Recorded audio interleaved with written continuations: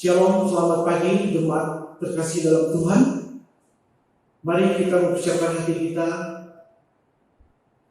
masuk dalam saat teduh.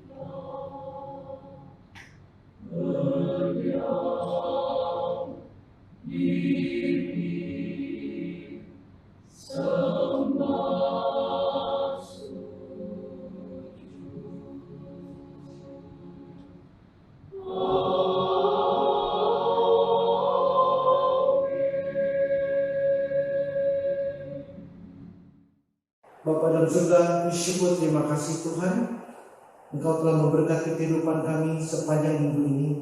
Pada pagi hari ini kami datang ke hadirat Tuhan dengan segala kerendahan hati kami Tuhan. Kami datang ke hadirat-Mu, oleh Tuhan yang mengisi akan kehidupan kami. Persiapkan hati kami ya Tuhan, bukan hati kami, pikiran kami, untuk mengerti firman yang akan kami terima. Di dalam nama Tuhan Yesus kami berdoa. Amin. Kami mengundang jemaat untuk berdiri. Pertolongan kita adalah di dalam nama Tuhan yang mendirikan langit dan bumi, yang kasih setianya tetap sampai selama-lamanya.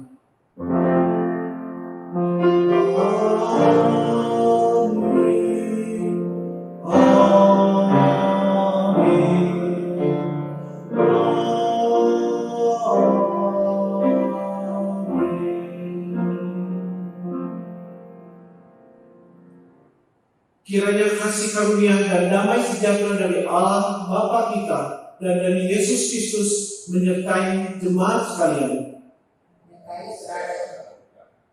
Kami mempersilakan jemaat untuk duduk kembali. Mari kita bersama-sama mendengar satu pujian di bawah tepat sayapmu.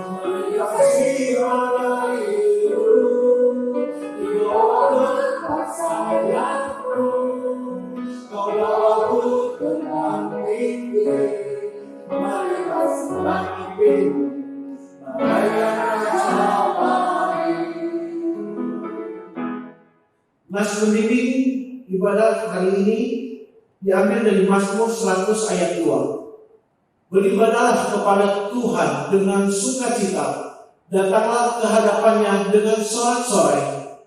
Sebelum kita memasuki doa pengakuan dosa, mari kita bersama-sama mengangkat satu pujian yang syar'i.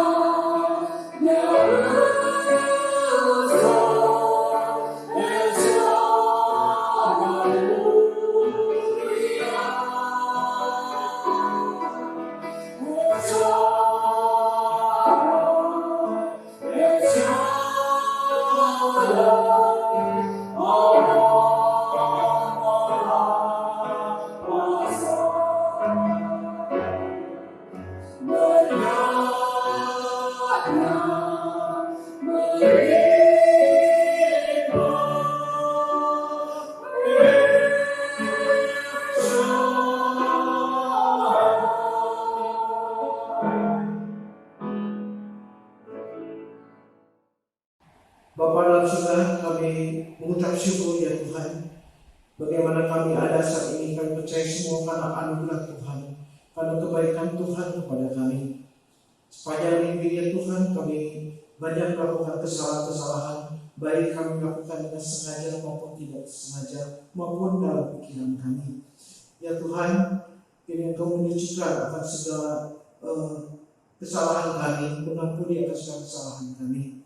Biarlah ya Tuhan, melalui firman yang selalu kami terima, akan menguatkan akan perjalanan kehidupan kami, agar kami boleh menjadi terang Tuhan, menjadi garam dimanapun kami berada. Kiranya Tuhan, kami menyerahkan yang akan kehidupan kami hari-hari selanjutnya dalam tangan Tuhan. Biarlah Tuhan yang memberikan kekuatan, pertolongan kepada kami. Di dalam nama Tuhan Yesus yang menjadi juru selamat kami hidup, kami telah berdoa. Amin. Berita anugerah kita ambil dari Ulangan 7 ayat 9. Ulangan 7 ayat 9. Sebab itu haruslah kau ketahui bahwa Tuhan Allahmu dialah Allah, Allah yang setia, yang memegang perjanjian dan kasih setianya terhadap orang yang kasih setianya dan berpegang pada perintahnya sampai kepada beribu-ribu keturunan. Demikian berita anugerah dari Tuhan. Sebelum kita menyambut firman Tuhan, marilah kita mengangkat satu pujian. Kusiapkan hatiku Tuhan.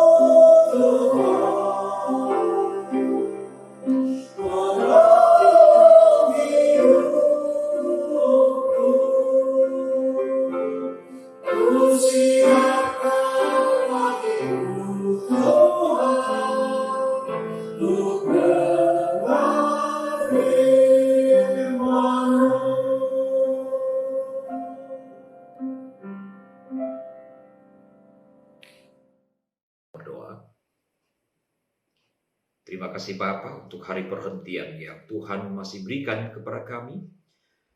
Berkatilah ibadah kami, dan sekarang kami akan membaca dan merenungkan firman-Mu. Bukalah pikiran kami, berikan Roh Kudus menuntun pikiran kami. Dalam Yesus Tuhan kami memohon. Amin. Selamat pagi Bapak dan Ibu sekalian. Shalom. Mari kita membaca Efesus pasal yang kelima, ayat 22 dan 23. Demikian firman Tuhan. Hai istri, tunduklah kepada suamimu seperti kepada Tuhan. Karena suami adalah kepala istri, sama seperti Kristus adalah kepala jemaat. Dialah yang menyelamatkan tubuh. Demikianlah firman Tuhan, berbahagialah setiap orang yang membaca, merenungkan dan melakukan dalam hidupnya. Haleluya.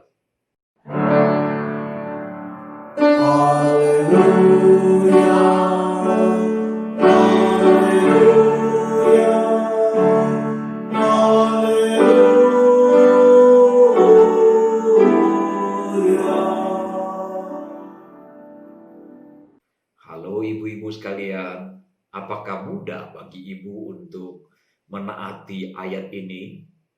Taat kepada suami seperti kepada Kristus Yesus, tunduk kepada suami seperti tunduk kepada Yesus Kristus tidak akan jadi masalah jika seorang istri adalah seseorang yang bisa menerima apa adanya, tidak macam-macam, tidak punya penghasilan, berasal dari keluarga yang biasa-biasa saja. Apalagi jika suami cukup ideal, bertanggung jawab, mapan, dan cakap di dalam kepemimpinan keluarga. Tetapi menjadi berbeda, menjadi sangat-sangat sulit untuk diimplementasikan ayat ini jika seorang suami terasa kurang ideal, lemah di sana, lemah di situ.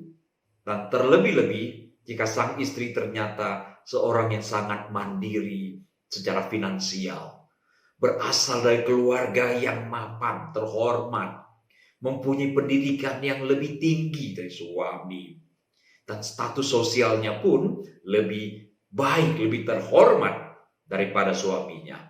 Kondisi-kondisi seperti ini akan membuat seorang wanita, seorang istri mengalami kesulitan yang serius untuk mengimplementasikan firman, menghormati suaminya sendiri.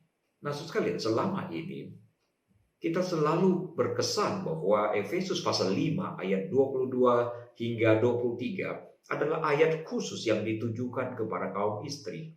Tetapi sebetulnya tidak, saudara. Sebab di bagian tengah ayat ini dikatakan bahwa pria adalah kepala istri. Nah, persoalannya adalah apakah seorang suami telah menjadi kepala dari istri? Nah, untuk bisa dihormati, ditaati oleh istrinya, maka seorang suami terlebih dahulu harus menjadi kepala dari istri, kepala di dalam rumah tangganya. Karena itu pertanyaan saya untuk kaum pria pada saat ini adalah, halo bapak-bapak, apakah saudara sekalian ingin ditaati oleh istri? Pertanyaannya adalah, apakah saudara-saudara sudah menjalankan peran dan fungsi sebagai kepala istri secara konsisten? Jika seorang pria bisa berperan sebagai kepala keluarga secara fungsional dengan baik dan benar, maka ia pasti akan dihormati, ditaati oleh istrinya. Tetapi jika kepemimpinannya sangat-sangat lemah, bermasalah, maka yang terjadi adalah sebaliknya. Justru suamilah yang kemudian patuh kepada istri.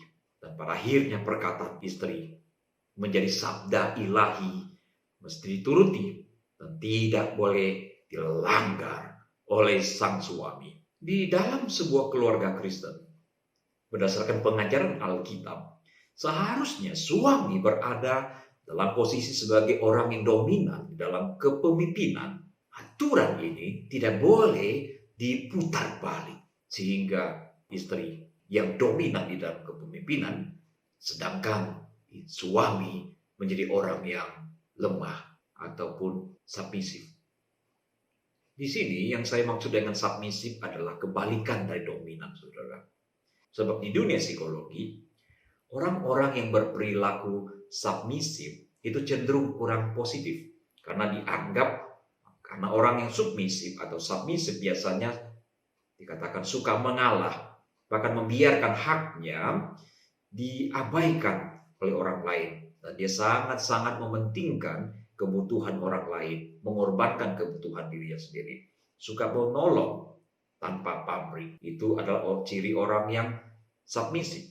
Para psikolog lebih menyarankan orang-orang yang berperilaku asertif. Asertif adalah orang yang memperhatikan dirinya, tetapi juga memperhatikan kebutuhan orang lain. Dia memperhatikan hak orang lain, sekaligus juga memperhatikan hak dirinya sendiri. Nah, saat ini saya tidak sedang mempersoalkan makna asertif maupun submisif dalam konteks seperti itu. Tuhan menentukan bahwa pria adalah pemimpin di dalam sebuah rumah tangga. Dan wanita adalah seorang penolong yang sepadan.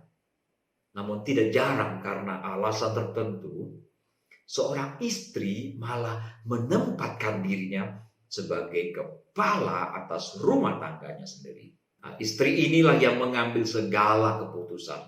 Nah, ibu-ibu, apakah Anda sebagai orang yang dominan di dalam rumah tangga Anda? Dan kaum pria, perhatikan dengan seksama beberapa pertanyaan yang akan saya ajukan berikut ini untuk mengecek apakah saudara-saudara termasuk orang yang dominan atau tidak. Nah, saya akan mengajukan beberapa pertanyaan kepada kaum wanita, tapi kaum pria bisa menyimak apakah Anda termasuk yang dominan atau tidak.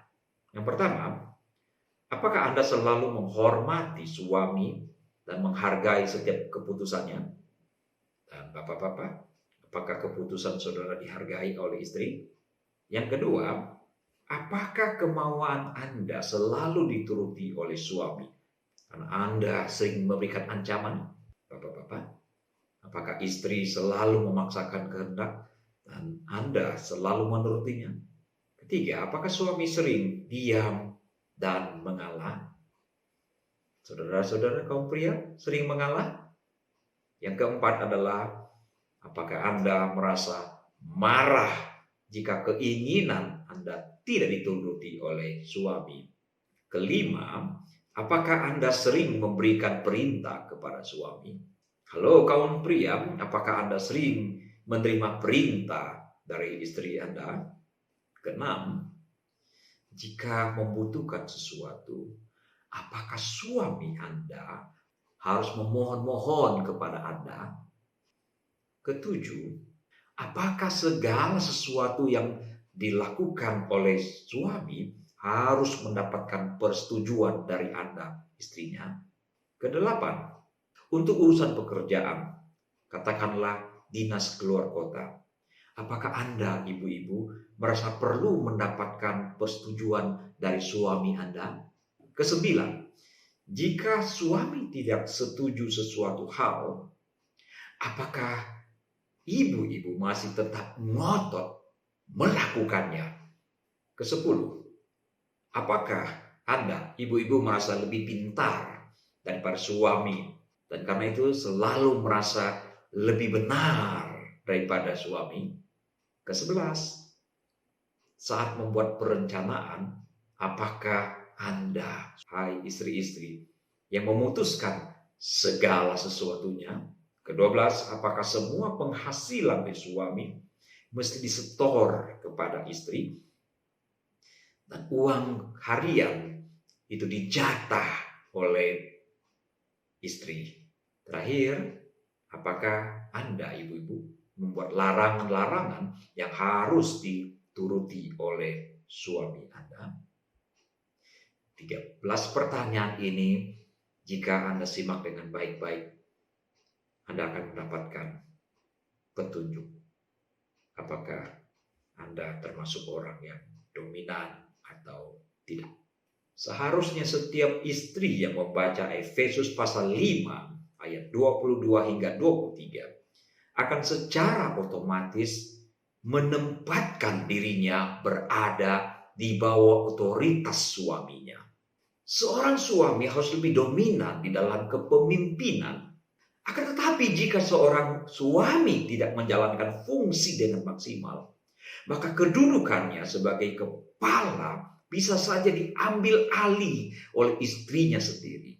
Bolehkah kepala keluarga dipimpin oleh seorang istri? Sekarang mari pikirkan dua pertanyaan kritis berikut ini. 1. Kata kita, pria adalah kepala keluarga, kepala istri. Dan jika nyatanya seorang istri mendominasi suaminya, misalnya mengatur-atur suaminya. Bolehkah dikatakan bahwa istri tersebut telah melakukan tindakan kudeta atau merebut otoritas dari suaminya? Yang kedua, seorang istri yang dominan dan tidak mau mendengarkan suaminya, apakah bisa menaati Efesus pasal 5 ayat 22 hingga 23? Tidak mungkin, saudara. Tetapi terkadang seorang istri tidak bisa dipersalahkan begitu saja. Sebab pada kenyataannya ada juga suami yang memang membiarkan otoritasnya diambil alih oleh istrinya sendiri. Ada juga kasus di mana suami meminta istrinya memutuskan sesuatu untuk kepentingan keluarganya. Dan akhirnya otoritas yang dipinjamkan itu melekat kepada istrinya. Seorang pria memberitahukan pada saya bahwa jika istri lebih dominan di rumah, bukan berarti pria, suami takut kepada istri. Sebab pembawaan tiap orang berbeda-beda. Pembawaan tiap orang pasti berbeda-beda. Tetapi ada juga yang mengatakan bahwa cara kita menjalankan rumah tangga kita, itu sebagian besar kita tiru dari gaya kepemimpinan orang tua kita. Seorang ibu yang dominan berpotensi menulari sikap tersebut kepada anak perempuannya, untuk akhirnya melakukan hal yang sama kepada suaminya. Karena mungkin si putri berpikir, memang seharusnya begitu. Wanita harus lebih perkasa, menaklukkan laki-laki. Sedangkan anak laki-laki mungkin merasa tidak apa-apa, didominasi oleh istri. Sebab tercontoh keluarga yang dia alami seumur hidupnya hingga dewasa. Sebetulnya saudara, bagaimanapun pembawaan seseorang, jika ia adalah pria dan begitu dia menikah, maka ia seharusnya menjadi kepala dari istri. Satu hal yang mesti dipahami oleh kita bersama, yaitu bahwa konsep menjadi kepala itu bukanlah dalam pengertian seperti seorang raja yang menaklukkan sebuah kerajaan dan kemudian menjajah kerajaan itu. Bukankah ketika dua orang memutuskan menikah, tidak didahului dengan perebutan kekuasaan, di mana salah satunya dikalahkan dan kemudian yang dikalahkan dikuasai oleh yang menang? Tidak ada demikian, bukan? Suami sebagai kepala lebih bermakna sebagai pembimbing dan tanggung jawab. Saudara sekalian, seorang suami yang submisif, yang lemah, pada gilirannya akan didominasi oleh istrinya. Nah, jika sudah demikian, maka seorang suami akan sulit untuk bisa dihormati, ditaati oleh istrinya. Dan jika kondisi ini terus berlangsung, maka keluarga ini tidak akan menjadi keluarga yang maksimal seperti yang Tuhan rancangkan. Terus kalian, hierarki yang Tuhan ciptakan sesuatu yang sangat unik. Pria diciptakan oleh Allah dalam rangka menjadi pemimpin dalam keluarga. Sedangkan wanita diciptakan oleh Allah untuk menjadi penolong yang sepadan bagi sang pemimpin di dalam keluarga masing-masing. Pria dan wanita mempunyai fungsi dan peran yang berbeda.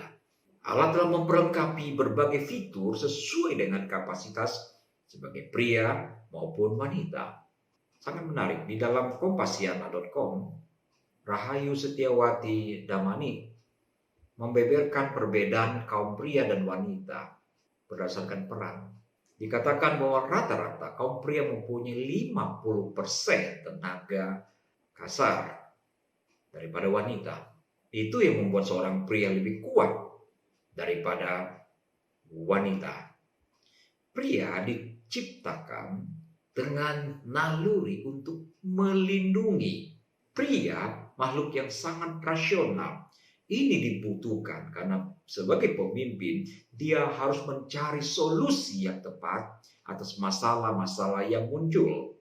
Sedangkan wanita dirancang sebagai penolong yang sepadan, diberikan fitur-fitur khusus untuk memperlengkapi dirinya sebagai penolong yang sepadan. Wanita dirancang dengan naluri kasih sayang yang sangat-sangat luar biasa. Sehingga ia mampu menjalin relasi emosional serta kedekatan yang intim dengan anak-anaknya. Nah, rupanya sel-sel kerucut pada bola mata wanita yang berfungsi untuk membedakan warna-warni itu jumlahnya lebih banyak daripada kaum pria. Dengan kemampuan seperti itu, dikatakan wanita sangat detail dan mengenali kombinasi warna-warna dengan lebih baik.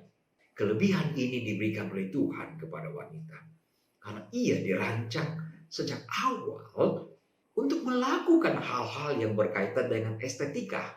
Ini bagus buat dekor-dekor dan merapikan rumah tangga. Berikutnya dikatakan bahwa Tuhan membekali wanita dengan kemampuan verbal berkata-kata yang sangat-sangat luar biasa. Sebabnya dikatakan kaum wanita cenderung lebih cerewet.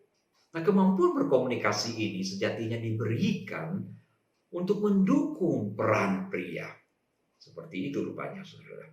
Karena posisinya sebagai penolong yang sepadan, maka wanita diberikan karunia untuk berkata-kata kepada suaminya sebelum sang suami, kepala rumah tangga, membuat keputusan. Dan kemampuan berkomunikasi yang baik pada kaum wanita juga memberikan andil yang besar bagi komunikasi antara ibu dan anak-anaknya. Satu hal yang istimewa, wanita mempunyai intuisi yang sangat peka dan tidak dimiliki oleh kaum pria. Perasaan halus seperti ini membuat wanita sangat peka terhadap tangisan bayi dan sangat sensitif terhadap perubahan anak maupun suaminya. Tuhan memperlengkapi wanita dengan hormon oksitosin yang membuat dia senang untuk disentuh dan senang untuk menyentuh. Sifat ini tentu sangat disukai oleh anak-anak karena mendapatkan belayan dari seorang ibu. Seorang suami bisa saja menjalankan peran sebagai pengurus rumah tangga, dan istri juga bisa menjadi kepala, menjadi pemimpin. Namun hasilnya pasti berbeda, saudara, karena masing-masing telah diberikan fitur dan kemampuan yang berbeda dengan fungsi yang berbeda. Oleh karena itu, sebaik apapun seorang ibu tidak akan bisa menjalankan peran sebagai seorang pria.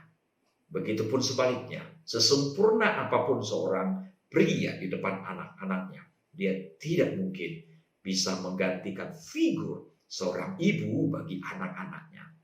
Nah, saudara sekalian, rupanya di dalam pria ada fitur-fitur yang dirancang oleh Allah untuk menjadi seorang pemimpin.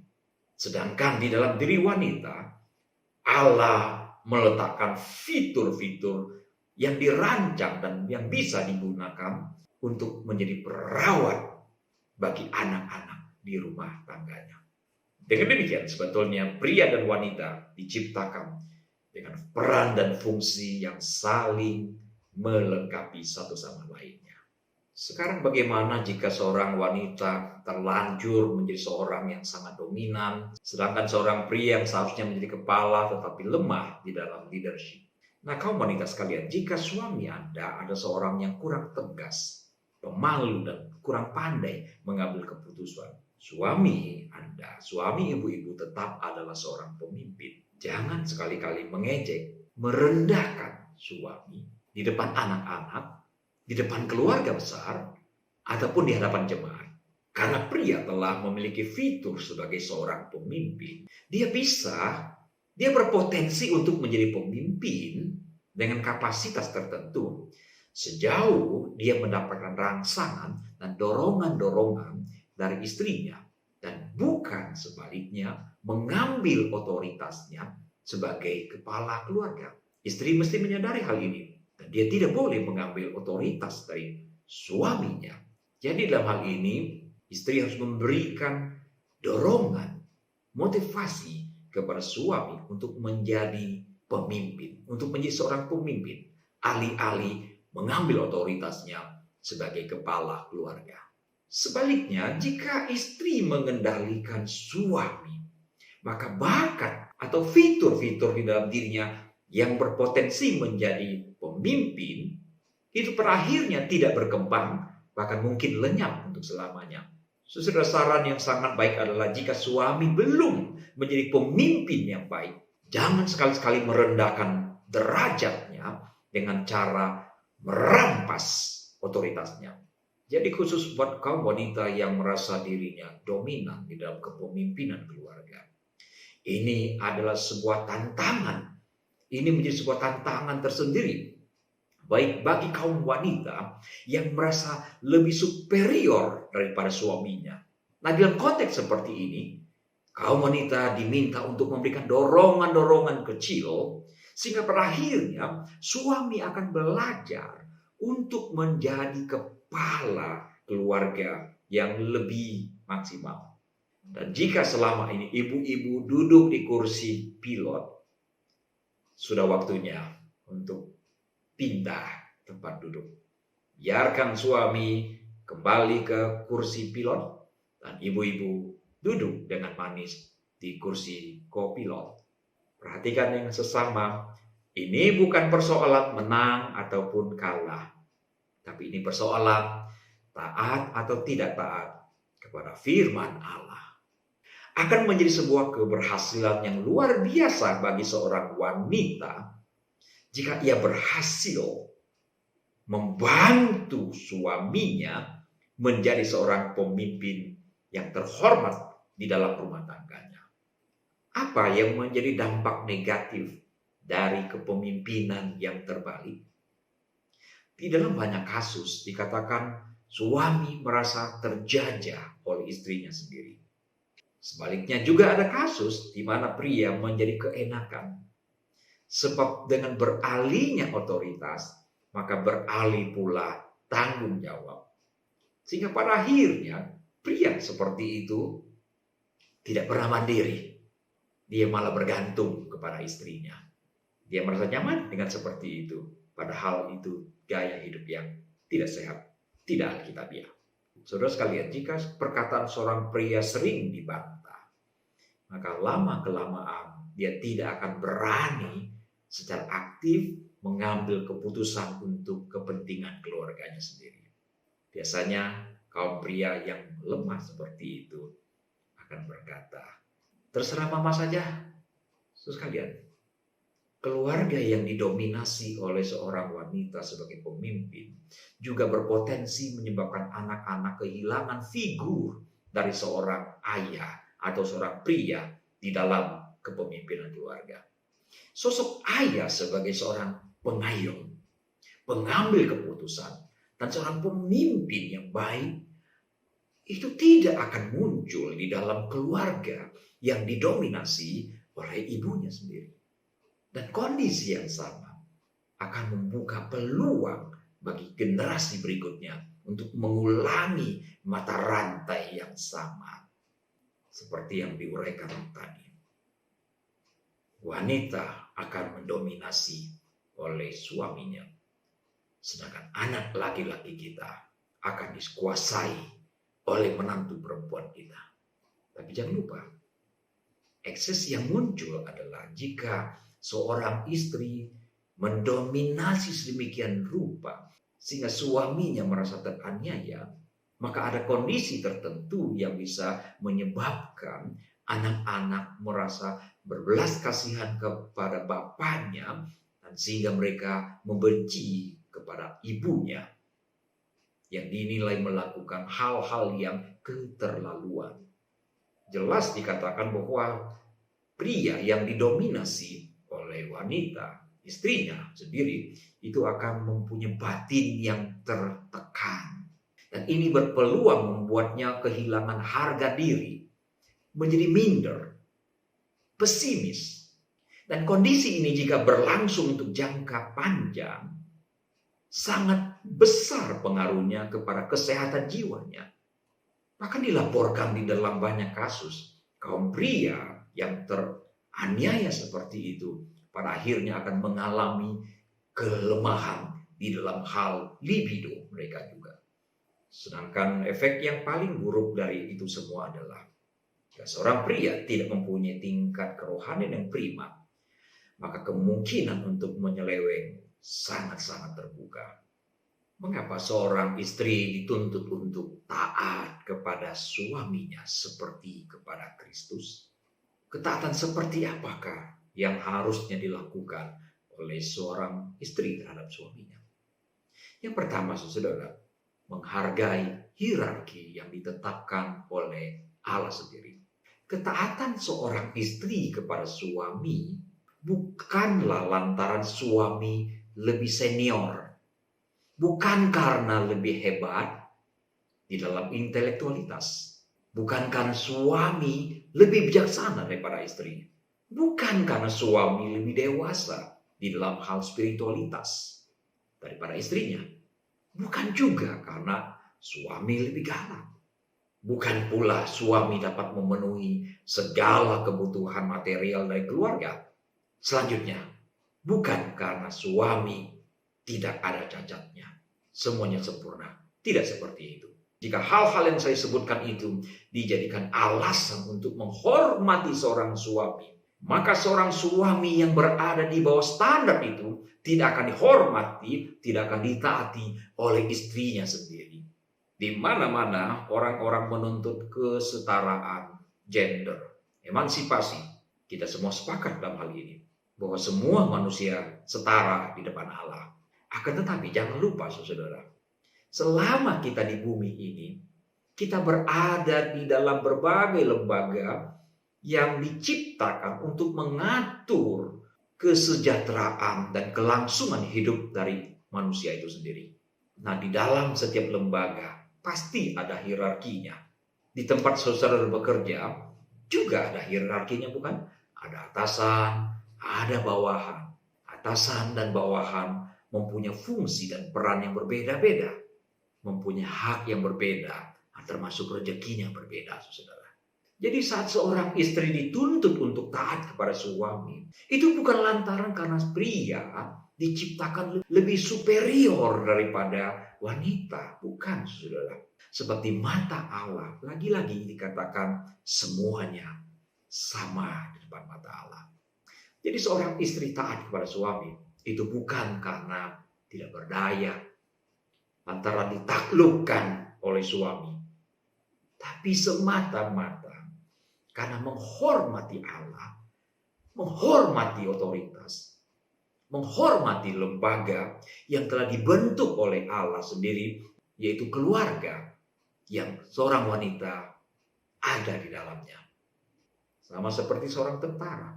Meskipun komandan mungkin tidak lebih cakap daripada prajurit dan mungkin lebih junior daripada bawahannya, tapi semua prajurit yang ada di bawahnya menaruh hormat dan respek karena dia mempunyai otoritas sebagai seorang pemimpin, terlepas dari umur dan kemampuannya.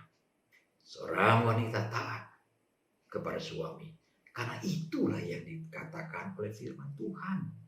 Terlepas dari hierarki yang diciptakan oleh Tuhan, bahwa wanita harus menghormati dan taat kepada suami, itu adalah firman Tuhan. Itu adalah perkataan Tuhan yang tertulis di dalam Alkitab. Ketaatan seperti apakah yang harus dimiliki oleh kaum wanita terhadap suaminya? Ketiga adalah ketaatan dalam kerendahan hati. Memiliki sikap submisif ataupun penurut adalah sikap yang manis yang semua pria sukai dari istrinya. Tetapi sifat penurut bagi orang tertentu, jika ia mempunyai posisi yang terhormat dan income yang besar, lebih besar dalam hal ini, itu dirasakan sebagai suatu perbuatan yang rendah. Turun satu derajat lagi, turun satu level lagi, itu berarti perilaku jongos ataupun budak. Seharusnya wanita Kristen tidak mempunyai pikiran seperti itu.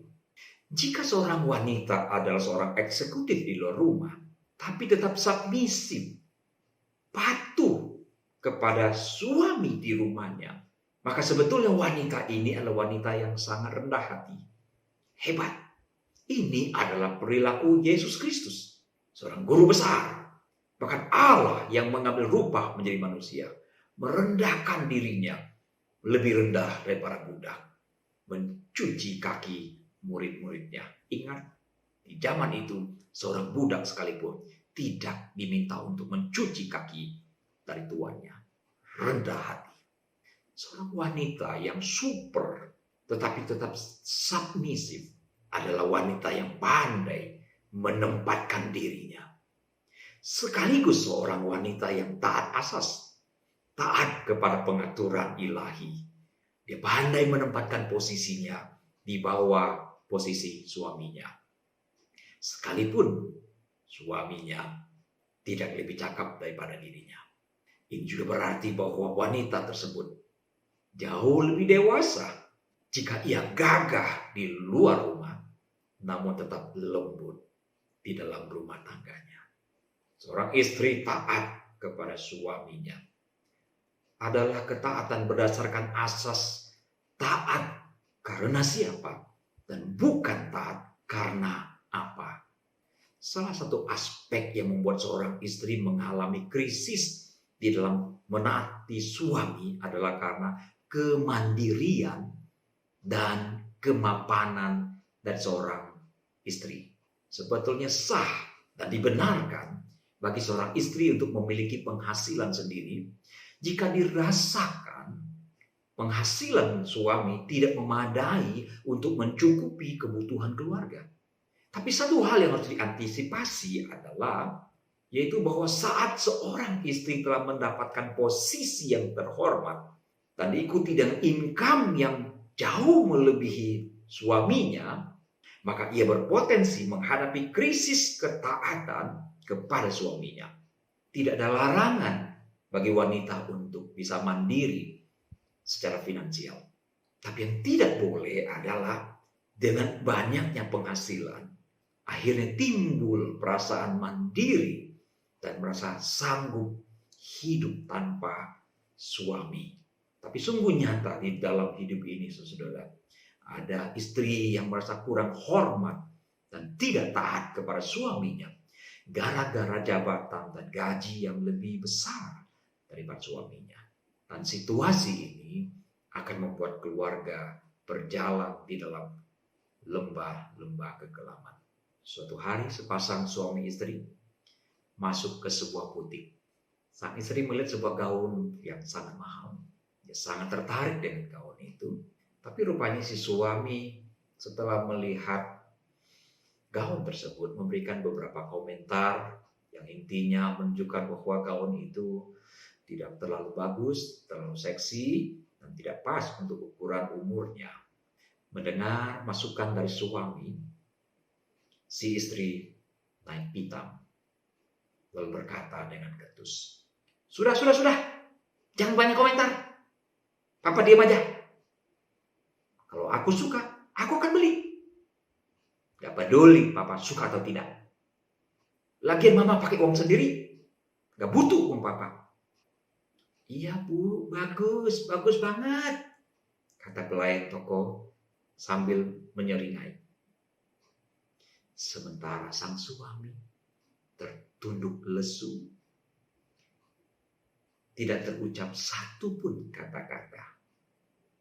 Ia melangkah dengan pelan, meninggalkan toko dengan hati yang pedih dan menangis di dalam batinnya. Hatinya terluka. Harga dirinya terinjak-injak oleh orang yang paling dekat di dalam hidupnya. Ini sungguh memprihatinkan, saudara. Dengan sikap seperti ini, sang istri telah menempatkan dirinya memiliki otoritas atas suaminya hanya karena ia mempunyai uang yang lebih banyak daripada suaminya. Jadi otoritasnya didapatkan dari uang yang dia hasilkan.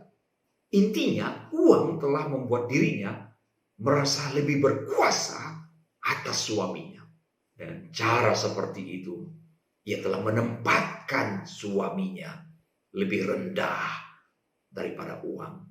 Dan ia sendiri menempatkan dirinya di bawah pengaruh uang yang membuatnya kurang bisa menghargai. Yang membuat dirinya tidak bisa menghargai suaminya. sebagai kepala keluarga berdasarkan otoritas yang dari Allah. Seorang istri Kristen menaati dan hormat kepada suaminya. Bukan karena ada apa, tapi karena siapa suaminya. Ada orang berkata, tahan lagi deh, dan suaminya pelan begitu. Tidak ada inisiatif. Boleh tidak saya ambil alih sebagai pemimpin di dalam keluarga saya? Boleh, tapi tunggu suami menghadap pencipta dulu.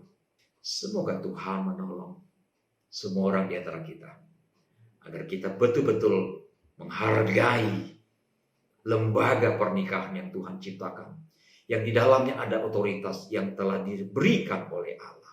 Pria, berlakulah sebagai kepala rumah tangga, dan istri, jadilah penolong yang sepadan, bukan perongrong yang pada akhirnya mengacaukan bangunan keluarga yang Tuhan sedang bangun. Tuhan berkati kita semua. Mari berdoa. Terima kasih Bapa untuk firman yang mengajari kami untuk menempatkan diri kami, baik pria sebagai kepala keluarga maupun istri sebagai penolong dari kami untuk menempatkan diri kami di tempat yang pas yang Tuhan kehendaki. Sekiranya ada keluarga yang berada di dalam hierarki yang salah, Tuhan tolong agar kondisi itu segera berubah. Mampukanlah pria untuk menjadi pemimpin yang baik, dan rumah tangga akan tertata dengan baik oleh kehadiran seorang istri yang menjadi penolong yang sepadan dari seorang pria. Mampukan kaum pria untuk bertanggung jawab sebagai pemimpin, melakukan fungsi dan peran dengan baik dan elegan. Dalam Yesus Tuhan kami memohon. Amin. Jemaat diundang untuk berdiri. Mari kita bersama-sama melakukan pengakuan iman Rasul. Aku percaya kepada Allah, Bapa yang Maha Kuasa, Kakek langit dan bumi, dan kepada Yesus Kristus, Anak yang tunggal Tuhan kita, yang dikandung daripada Roh Kudus, lahir dari anak darah Maria, yang menderita sengsara di bawah pemerintahan Pontius Pilatus, disalibkan, mati, dan dikuburkan, turun ke dalam kerajaan maut. Pada hari yang ketiga bangkit pula dari antara orang mati, naik ke surga, duduk di sebelah kanan Allah, Bapa yang Maha Kuasa. Dan dari sana ia akan datang untuk menghakimi orang yang hidup dan yang mati. Aku percaya kepada Roh Kudus, gereja yang kudus dan am, persekutuan orang kudus, pengampunan dosa, kebangkitan orang mati, dan hidup yang kekal. Amin.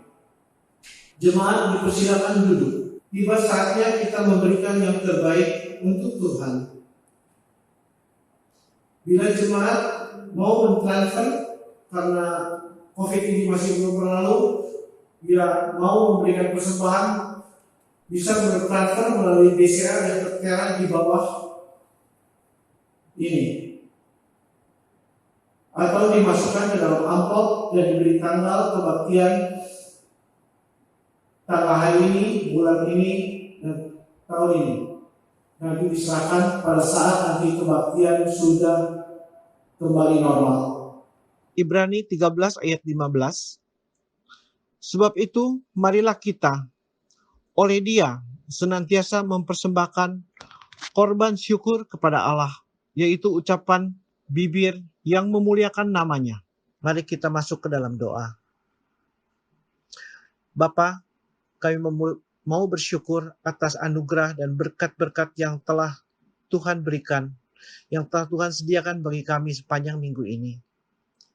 Saat ini kami datang membawa persembahan kami yang semuanya juga berasal daripada-Mu Tuhan. Kiranya Tuhan memberkati apa yang kami persembahkan ini untuk memperluas pekerjaan pelayanan di ladang Tuhan.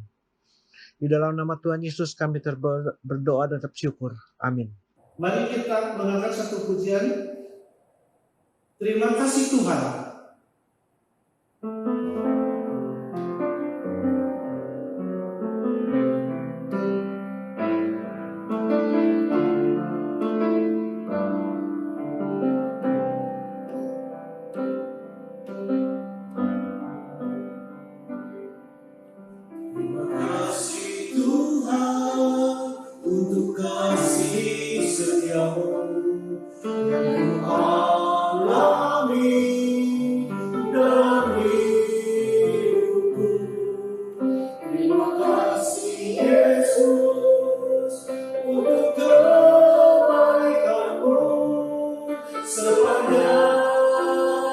hidupku.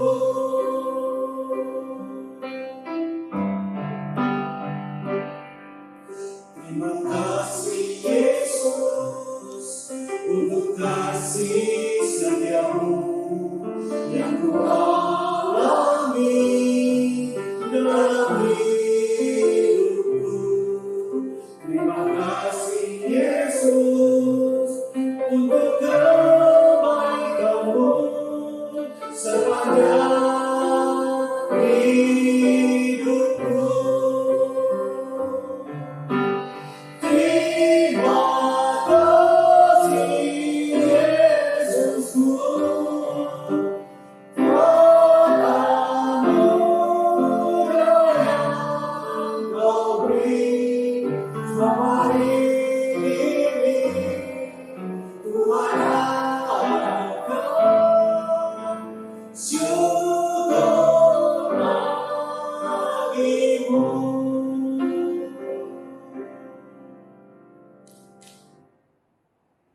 Jemaat undang untuk berdiri.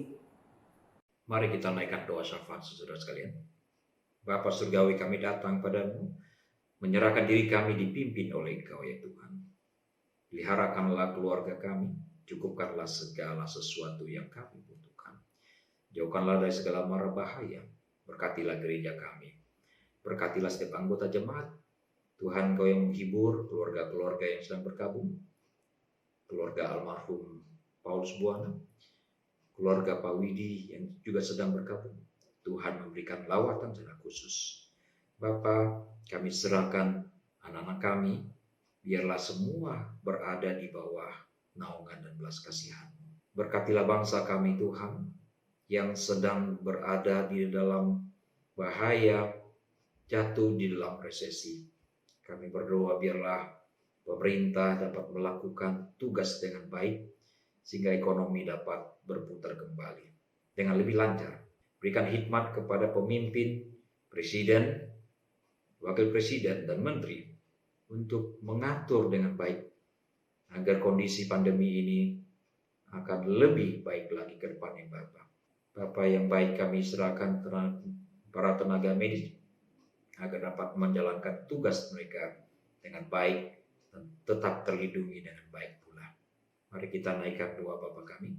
Bapa kami yang di sorga, dikuduskanlah namamu. Datanglah kerajaanmu, jadilah kehendakmu di bumi seperti di sorga. Berikanlah kami pada hari ini makanan kami yang secukupnya, dan ampunilah kami akan kesalahan kami, seperti kami juga telah mengampuni orang yang bersalah pada kami. Dan janganlah membawa kami ke dalam pencobaan, tetapi lepaskanlah kami daripada yang jahat, karena Engkaulah yang punya kerajaan dan kuasa dan kemuliaan sampai selama-lamanya. Amin. Sekarang arahkanlah hatimu kepada Tuhan. Jadilah saksi Kristus. Terpujilah Tuhan. Terimalah berkat Tuhan. Semoga Allah sumber pengharapan memenuhi kamu dengan segala sukacita dan damai sejahtera dalam iman kamu, supaya oleh kekuatan Roh Kudus kamu melimpah-limpah dalam pengharapan. Amin.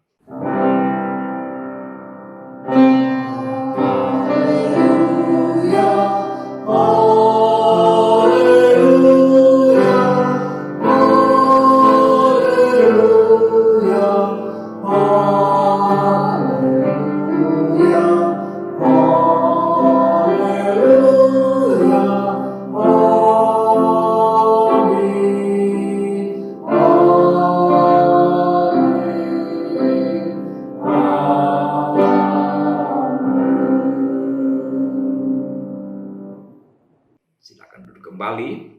Saat teduh ibadah selesai, Tuhan Yesus memberkati saudara-saudara sekalian.